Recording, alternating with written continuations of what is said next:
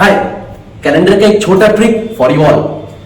जनवरी और दिसंबर same year, मतलब same year का जनवरी का एक डेट पकड़ा हुआ है, दिसंबर का डेट पकड़ा हुआ है। डेट क्या है? First date of January, last date of December. अगर वो ईयर लीप ईयर है तो क्या होगा, अगर नॉन लीप ईयर है तो क्या होगा। सवाल कुछ ऐसा आता है, अगर नॉन लीप ईयर है, if 1 January 2023 is Sunday, then 31st December 2023 is क्या है?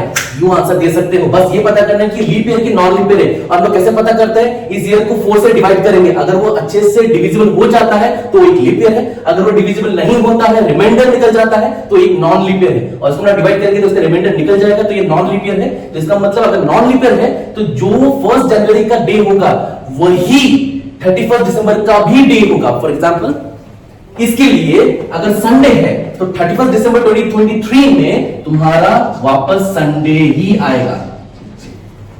अब लीप ईयर के लिए क्वेश्चन ऐसा है, if 1 January 2024 is Monday, then 31 December 2024 क्या होगा। अब देखिए लीप ईयर कैसे है, अगर 2024 को हम लोग 4 से डिवाइड करेंगे तो आराम से डिविजिबल हो जाएगा, रिमाइंडर नहीं रहेगा, रिमाइंडर 0 हो जाएगा। जैसे 4 5 20, 4 6 24, डिविजिबल हो रहा है, राइट। इन दैट सिनेरियो क्या होता है, जो डे 1 जनवरी होगा उसका खाली +1 वाला डे हो जाएगा। मतलब मंडे है तो +1, मंडे के नेक्स्ट डे क्या होता है, ट्यूसडे। तो यहां पे जो आंसर होगा वो ट्यूसडे है, और यहां पे जो आंसर है वो सेम है। नॉन लीप ईयर है तो फिर 1 जनवरी और 31 दिसंबर सेम डे है, और अगर लीप ईयर है तो 1 जनवरी और 31 दिसंबर में क्या है, नेक्स्ट डे है। जो 1 जनवरी होगा उसका नेक्स्ट डे तुम्हारा 31 दिसंबर पड़ेगा। I hope it's clear. अगला क्वेश्चन करते हैं।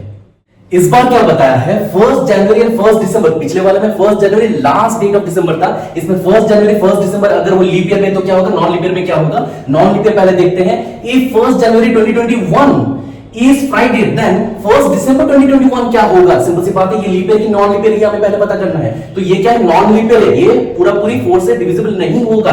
तो अगर नॉन लीप ईयर है तो इन दैट सिनेरियो इसमें जो डेट 1 जनवरी 2021 का है उससे -2 में, मतलब थोड़ा 2 पीछे जाना पड़ेगा, जो डे आएगा वो यहां बैठेगा। इस फ्राइडे अगर है तो -2 पीछे जाएंगे तो पहला हो गया थर्सडे, उससे पहले क्या होगा, वेडनेसडे, राइट। तो यहां पे जो आंसर होगा वो वेडनेसडे है।